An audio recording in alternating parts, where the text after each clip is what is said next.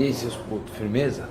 Vou passar aqui para vocês um resumo de processo civil, focando no que vai cair em prova, passando atos processuais e algumas coisas, tá bom?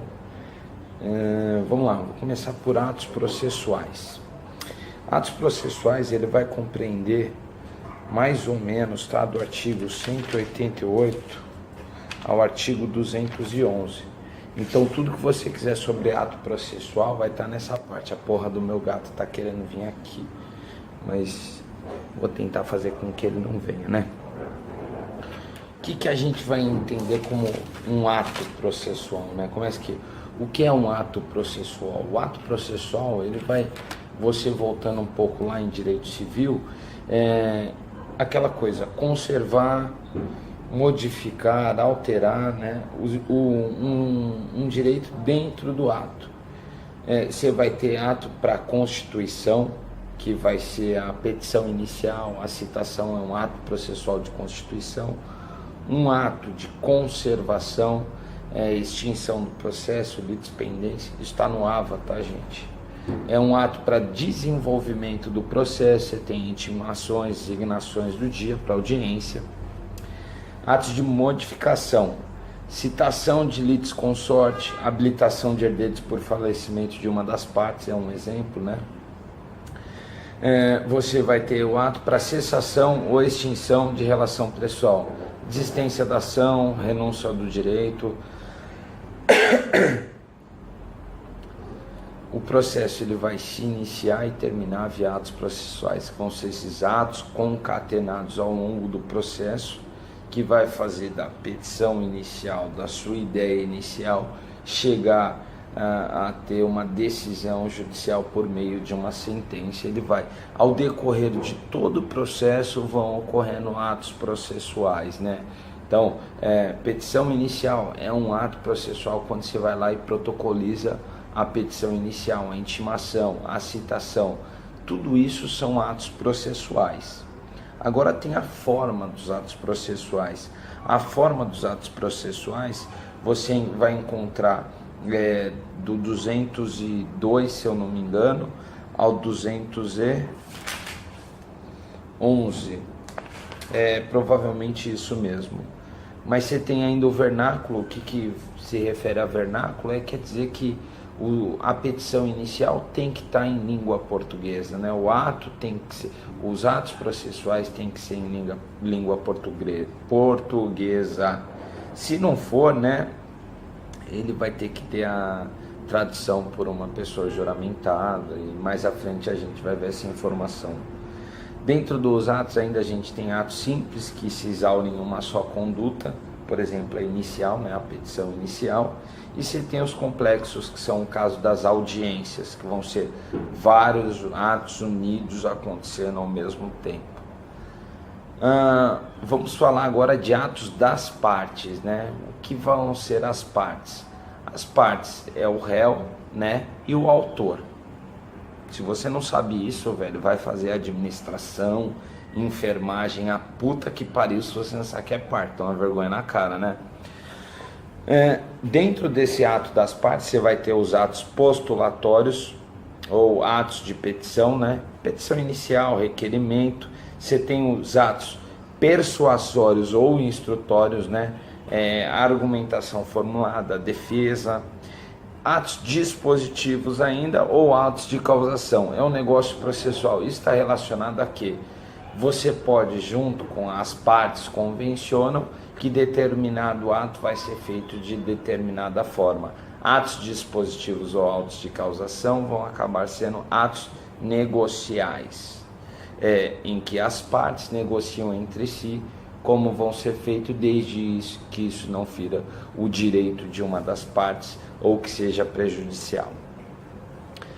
Saindo de atos da partes, quem é outra parte no processo? O juiz. A gente tem uma relação triangular, que a teoria majoritária aceita. Autor, réu, juiz. Partes, juiz. Entendeu? Então foda-se se você não entendeu. Atos do juiz ou do órgão jurisdicional, aí você vai encontrar do 203 ao 205. Atos das partes você encontra do 200 ao 202, tá? São sentenças, decisões interlocutórias, os despachos e outros atos jurisdicionais. Despachos são atos que vai movimentar o processo, que não vai haver nenhuma alteração de direito. Cite-se o réu. Houve alguma alteração processual? Não, não houve, né? Oitiva de testemunha. Atos para não vai resolver a coisa, vamos entender assim. Você tem as decisões, né? Dentro das decisões você vai ter as decisões interlocutórias, em que ela não vai decidir o caso, mas vai resolver uma questão dentro do processo. Aqui, né, de exemplo, ausência de procuração, falta de interesse, possibilidade, legitimidade, falsidade documental, declaração de preclusão de prova.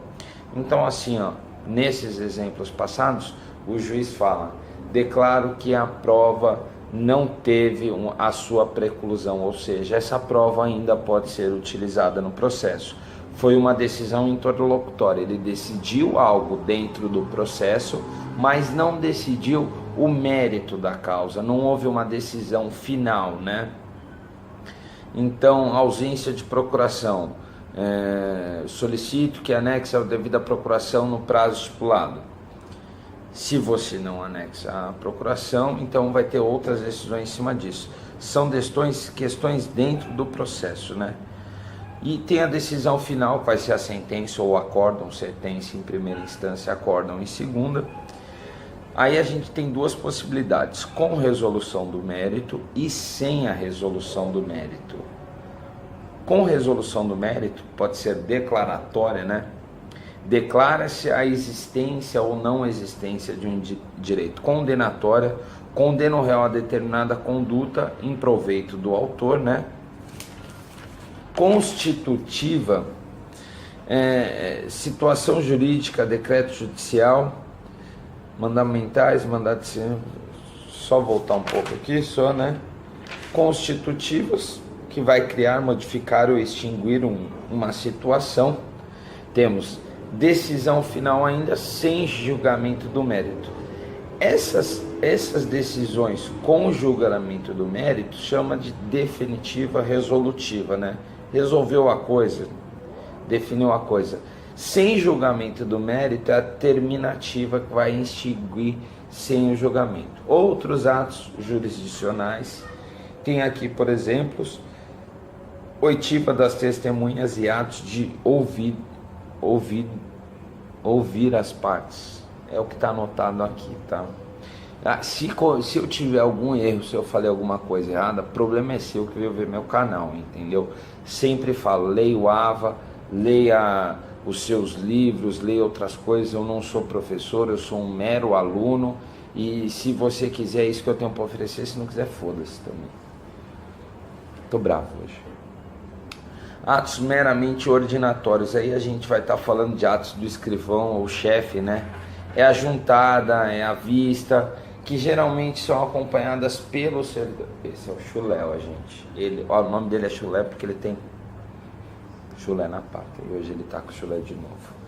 Esses atos meramente ordinatórios, 206 a 211. Então, acompanhando isso, você vê que a gente está acompanhando uma ordem lógica. Saímos do 188 e estamos avançando. Dentro do ato ainda, você não pode praticar o ato de qualquer jeito, quando você quiser. O ato, ele tem tempo e lugar para ser feito. Você vai encontrar do 212 ao 217. Tempo hábil para a resolução do ato, né? A circunscrição temporal. É referente qual prazo para eu fazer isso, né? 212 parágrafos. Para a realização do ato processual, todo ato tem o seu prazo. Lugar dos atos processuais. Na sede do juízo, pode ser em outro lugar, desde que tenha interesse da justiça. Em geral, na sede do juízo. Fogem à regra, citações. Como é que eu vou citar uma pessoa dentro do juízo? Citação, intimação, prisões, penhora, perícias, que tem que ser feito em outros lugares, né? Passando isso, né, de lugar dos atos processuais, a gente passa para a comunicação dos atos processuais. Esse é mais extenso, vai do 236 ao 275. O 236 e 237 são as regras gerais no que se refere aos atos processuais, é importante lê-los. Vamos lá, o que é citação? Citação é a integração do réu ao processo, com o ônus de se defender. Então, cite-se o réu, avise a determinada pessoa jurídica ou física que ela é ré em um processo e agora ela tem de se defender. Então, isso em base ao que é uma citação. Ordem judicial é o despacho, né, dentro de sua jurisdição ou comarca por parte do juiz. Carta, a gente vai avançado, a gente vai falar um pouco mais sobre carta. Como é que ocorrem essas comunicações fora dos seus limites? Existem alguns tipos de carta determinados que a gente vai abordar, né? Dentro das cartas, eu vou aproveitar aqui e voltar para vocês. Temos carta de ordem. Tribunal Superior enviando para o juiz subordinado. Carta rogatória ao estrangeiro. Então eu preciso da informação jurisdicional fora do país, eu mando uma carta rogatória. Carta precatória, quando dirige a juiz nacional de igual categoria jurisdicional. Então eu preciso intimar um réu do Rio de Janeiro, eu sou um juiz de São Paulo, eu mando uma carta precatória para que ele intime ou envie alguma coisa na sua jurisdição, né, onde ele tem a sua questão jurisdicional. Bom, a gente vai dentro da questão ainda de comunicação dos atos processuais, pedidos de informação, carta rogatória, precatória, arbitral, ele não vai falar, tá? Carta arbitral, o professor não vai falar. Dentro disso, né, vamos agora dessa comunicação dos atos processuais, o que é a intimação. É a cientificação de um ato ou pluralidade deles, pessoalmente ou na pessoa do advogado. Já a citação é dar ciência ao réu e lhe dar oportunidade de intervir. A não realização ou invalidade gera nulidade absoluta. Então, se eu não cito um réu, ou se a citação foi feita de uma forma incorreta, dá a nulidade absoluta de tudo que ocorreu após esse ato não tê-lo feito, ou então tê-lo feito de maneira incorreta. Mas será considerado citado na data em que for entregue a declaração de nulidade. Então, foi considerado declarado nula aquela citação, mas quando houve aquela declaração, por fim, o réu está citado no processo. Casos em que não pode citar, né? 3 dias, quando você não pode citar uma pessoa, 3 dias do casamento da pessoa, né? Doente grave, salvo caso de iminência de perda de direitos, se não pode citar mesmo a pessoa tendo em caso grave, ela estando em culto religioso, insanidade ou incapacidade, porque aí não há como citar uma pessoa, né? Quando o processo passa a existir pro réu. Antes da citação, a citação é quando o processo passa a existir pro réu. Antes da citação pode-se fazer aditamento, após só com a anuência do réu. O que é aditamento? Eu vou mexer na causa de pedir e no pedido. Antes eu posso fazer um pouco mais à frente, vou falar um pouco mais sobre isso, mas basicamente é isso. E quando você cita uma pessoa, automaticamente essa citação vai causar efeitos. E os efeitos são indução da litispendência. O que é litispendência? Começa por aí, né? Você tem um processo já instituído, né? Nesse processo já instituído, você tem partes, causa de pedir e pedido. E aí é feito um outro processo, em outro lugar, né, em outra vara, com as mesmas partes, mesma causa de pedir e mesmo pedido. Então, a partir do momento que você teve esses 2 processos, o segundo vai ser cancelado, tendo sua nulidade, porque vai ser discutido só em uma vara na primeira que deu entrada nesse processo. Ele constitui em mora o devedor, se é declarado devedor, após a data da citação, ele está constituído em mora. E ele interrompe a prescrição, isso é extremamente importante, tá? Modalidades de citação: você tem a citação pelo correio, que é a regra, mas há casos em que ela é vedada, por oficial de justiça, mandado ou por hora certa nos casos de ocultação propositada pelo réu. Então, se o réu está se escondendo, ele sabe, o cara vai vir aqui, fudeu. Você pega uma pessoa que mora na casa dele, onde ele vai ser citado, você fala, uma pessoa que mora, você sabe quem é o João? Sei, então tá. Então você tá, João está citado, tá aqui a citação, ele tem que se defender no processo. Tem ainda por edital e por meio eletrônico. Por meio eletrônico tem uma lei específica que regula isso, que é 11.419. Por meio eletrônico, para vocês terem ideia, a citação já é feita direta para a Fazenda Pública e para empresas que têm prévio cadastro. Geralmente grandes empresas que têm um número grande de litígios acaba tendo essa forma. E tem todos os outros carros, você vai ter que saber separar a real da ficta, tá? Isso provavelmente eu vou falar mais à frente também. Falamos de citação, entender o que é citação, agora vamos que é intimação, que são dois atos diferentes, tá? A intimação se dá ciência dos atos do processo, em regra feita no Diário Oficial da Justiça, aos procuradores, que vão ser os advogados da parte. Então entende, citação eu estou citando o réu, intimação eu estou intimando as partes para saber o que está ocorrendo dentro do processo. Salvo se não tem advogado constituído, ou se causa for de interesse do Ministério Público, nesse caso a intimação será pessoal.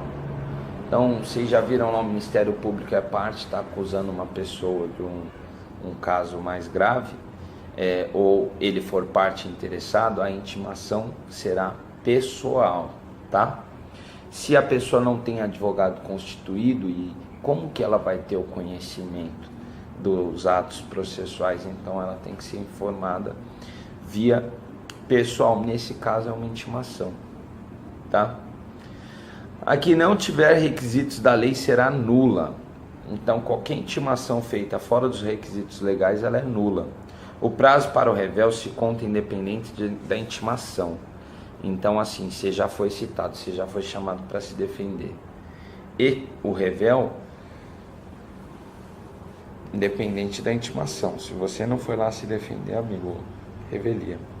Intimação eletrônica também é possível, por meio do Diário da Justiça Eletrônica, por meio eletrônico em portal próprio aos previamente cadastrados, tá? Pulamos essa parte de ato processual, passamos aqui rapidamente por comunicação dos atos processuais, né? Tem a comunicação dos atos do juiz e tudo mais, falamos de tudo isso. Agora a gente vai para uma parte importante de nulidade dos atos processuais. Qual que é a ideia desse vídeo? Você ter um conhecimento básico dentro da sua cabeça do que são todas essas coisas, e após ler o código do 188 ao 334, que aí você vai entender tudo aquilo que está lá. Essa é a ideia, tá? O ato será nulo quando for inválido e ineficaz, nulidade absoluta. Mas se o ato é inválido, mas que possa produzir algum efeito, o ato será anulável, nulidade relativa. Quem irá definir será o juiz, de acordo com 282 do CPC. A parte de nulidade abrange do 276 ao 283. Temos a classificação inexistentes, né? Que vai ser um ato processual inexistente. Ele nem chega no mundo jurídico. Você vai falar, como assim um ato processual não vai chegar no mundo jurídico? Uma pessoa declara uma sentença sem ter a função jurisdicional. Uma pessoa declara a sentença sem ser o juiz. Isso nem vai chegar ao mundo jurídico, porque a questão processual que esse ato é inexistente. Ato irregular. Esse ato irregular apresenta vício, né, de mínima gravidade, sem qualquer problema para sua validade e eficácia. Falta, por exemplo, né, falta de numeração e rúbricas das folhas dos autos por parte do escrivão. Isso vai ocorrer algum problema mais grave, né? Qual problema mais grave que isso pode ocasionar? Então você, por uma questão de economia processual, você, liga aí por favor, você ainda utiliza esse ato, ok? Outra coisa, né, a respeito ainda da nulidade dos atos processuais. Se a exigência da forma do ato processual tem por interesse a ordem pública, a nulidade é absoluta, para entender, né? Então, o ato processual, a gente está falando de uma questão de ordem pública desse ato específico. Então, ele não pode ser feito de qualquer maneira, ele tem que seguir sua forma, né, determinada em lei. Já, né, a nulidade absoluta, devendo o juiz decretá-la de ofício, mas se for de interesse exclusivo da parte, ou trata-se de nulidade relativa, devendo este solicitar a exclusão do ato sob pena de preclusão temporal. Então, uma parte foi feita de determinada maneira, a outra parte não recorreu, tem ali um ato julgado, no caso um ato jurídico perfeito, então não há mais o que se fazer, houve preclusão temporal, e preclusão é alguma coisa que eu vou explicar também. Há dentro da nulidade dos atos processuais a regra do prejuízo processual. Caso o advogado, chama qualquer, vou dar um exemplo desse caso de juízo processual, deve aos princípios relacionados às nulidades, que são 4, né? A gente vai ter dentro da regra do prejuízo processual a causalidade, interesse e instrumentalidade, e também a preclusão. Causalidade, a ineficácia de um ato contamina todos os demais que dependem dele, por exemplo, a citação, né? Interesse, né? Impede que a própria parte que deu causa no vício seja alegada por ele. Então, eu fiz um ato processual e eu mesmo quero anular esse ato processual que eu fiz, eu não posso. Só outra parte, mesmo sendo autor ou réu, só outra parte pode declarar, solicitar a nulidade desse caso. Princípio da preclusão. O vício deve ser alegado para outra parte em tempo hábil, sob pena de não ser mais possível a invalidação do ato. Ambos só se aplicam às nulidades se não alegar a preclusão. Então sempre, ou num caso de interesse, ou num caso que eu era a parte que deveria solicitar a nulidade desse ato e não solicitei em tempo hábil, o precluiu, né? Então eu não posso mais anular esse ato. Instrumentalidade das formas, a gente escuta bastante o professor falar disso e eu não tinha entendido ainda o que era, né? A gente vai falar aqui que é aquele ato praticado com vício, mas que atingiu o seu objetivo. Se foi feita de forma divergente da lei, mas atingiu o seu objetivo, não há que se falar em nulidade, desde que não seja um ato que fira o Código de Processo Civil, né? Mas ele não teve aquela forma exatamente como deveria ser feita, por uma questão de economia processual, esse ato será mantido. Tá? A gente vai falar de preclusões. Agora, são 3 tipos e o professor diz que pode pedir não exatamente os artigos, mas o que é a preclusão, o que são essas 3 preclusões. A gente tem a preclusão lógica, que é o que? Uma incompatibilidade de argumentação. Eu não posso declarar que eu fiz uma coisa e dentro da mesma peça declarar que eu não fiz. Lembra de lógica jurídica? Ou é verdadeiro ou é falso. Não pode ser falso e verdadeiro ao mesmo tempo. Aqui, eu não posso pedir uma coisa e depois dizer que eu não quero mais aquela coisa. Não há lógica. Então, assim, há uma preclusão lógica. Preclusão temporal. Passou o prazo de prejudicar para praticar o ato e a gente viu que até você tendo de determinada maneira direito de solicitar nulidade desse ato processual, Se houve uma preclusão temporal para você praticar essa solicitação de nulidade, precluiu o seu direito, logo se você tem o seu direito precluso, não há mais o que se falar. Então, preclusão temporal é quando passou o tempo que você deveria ou teria para fazer determinada coisa. Preclusão consumativa, essa é bem simples também. Você tem lá fazer sua contestação dentro do processo, né? Aí você vai lá e faz sua contestação e entrega, se junta ao processo. E você teria ainda mais 10 dias para poder fazer sua contestação. Mas após o momento que você fez, está consumado o ato. Ele não pode ser refeito, ele não pode ser mais modificado, porque você já o praticou. Então você não vai poder praticar o mesmo ato duas vezes. A partir do momento que você tinha uma contestação, por exemplo, para entregar, e você entregou essa contestação, não há mais o que se falar em você mexer naquela contestação.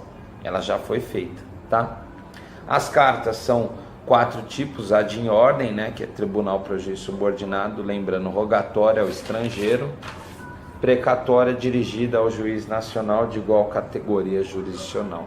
Tá? Só para vocês entenderem, esse foi o vídeo falando tudo sobre ato processual. Eu vou continuar agora em outro vídeo, vai ter a continuação desse vídeo, porque ele estava muito extenso. Se você gostou das informações relacionadas a ato processual, deixe seu curtir. Se eu dei alguma mancada também, deixa aí seu comentário. Se gostou também, compartilhe o vídeo, talvez ajude outras pessoas aí que possam estudar com a gente, tá bom? O Chulé é participante frequente aqui dos vídeos. Então tamo junto, valeu, boa noite.